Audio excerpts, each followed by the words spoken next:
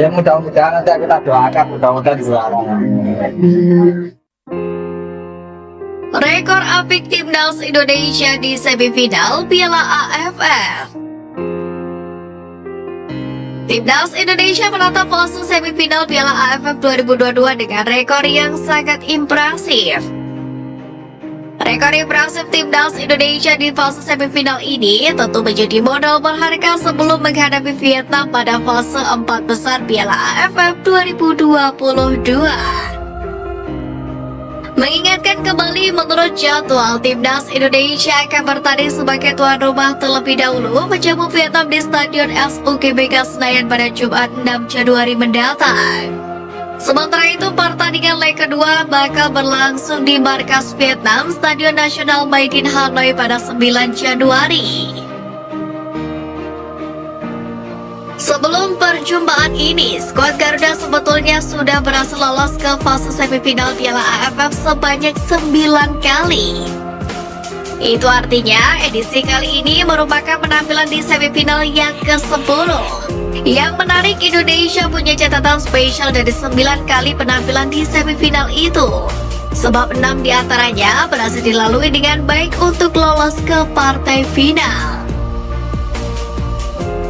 6 edisi yang dimaksud yakni antara lain pada 2000, 2002, 2004, 2010, 2016, dan 2020.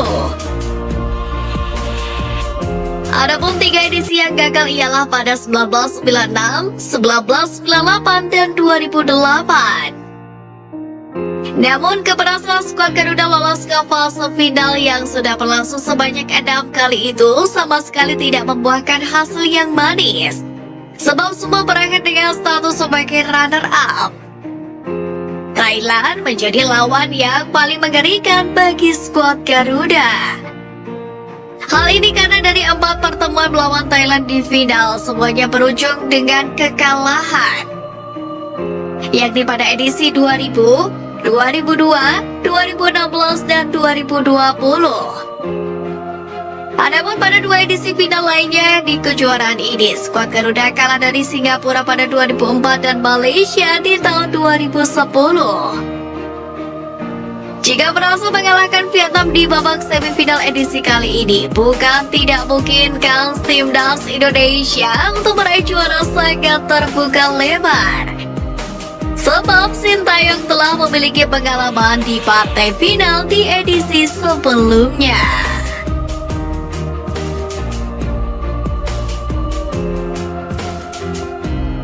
Budi Sudarsono sebut Timnas Indonesia belum konsisten, Sintayong bakar motivasi. Kiprah Timnas Indonesia di ajang Piala AFF 2022 turut menyita perhatian legenda Timnas Indonesia, Budi Sudarsono.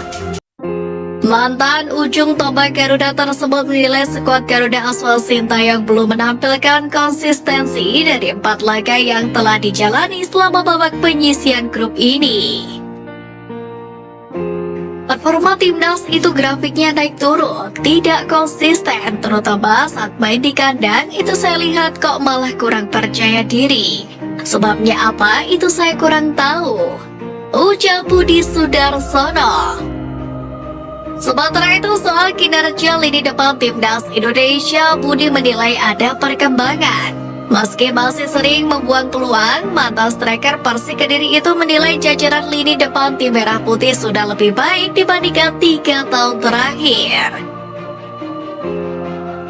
Sebagaimana diketahui, saat ini tim asuhan Sintayong ini punya 4 striker yakni Ilyas Pasojevic, Deddy Sulistiawan, Ramadan Sananta, dan Muhammad Rafli. Ada pula winger seperti Egy Maulana Fikri, Witan Sulaiman, dan Sadil Ramdhani. Budi Sudarsono mengaku adanya Deddy Sulistiawan sudah cukup menutupi kelemahan skuad Garuda usai ditinggal oleh Dimas Derajat akibat cedera. Meski begitu, Budi menegaskan bahwa Timnas Merah Putih harus memperbaiki kesalahan yang akan tampil di babak semifinal.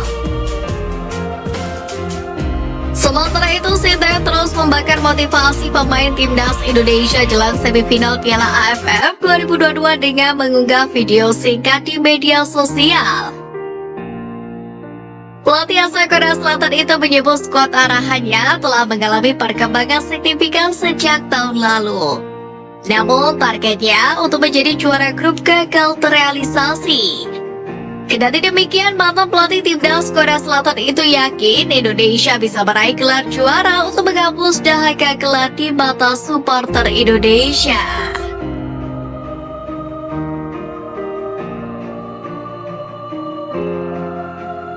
Modal timnas Indonesia kalahkan Vietnam di babak semifinal. Yang pertama, ambisi Sintayong. Sintayong memiliki ambisi mengalahkan Vietnam racikan Park Hang-seo. Selama menjadi pelatih timnas Indonesia, Sintayong 3 kali beradu taktik dengan Park Hang-seo, yakni kualifikasi Piala Dunia 2022 zona Asia, Piala AFF 2020, dan SEA Games 2021. Hasilnya 2 kali kalah dan 1 kali imbang. Untuk itulah Sintayong bertekad memutus rentetan buruk di laga kontra Park Hang-seo.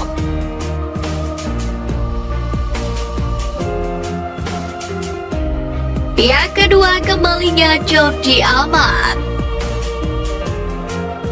Jordi Amat dipastikan kembali bermain setelah absen di laga kontra Filipina akibat akumulasi kartu.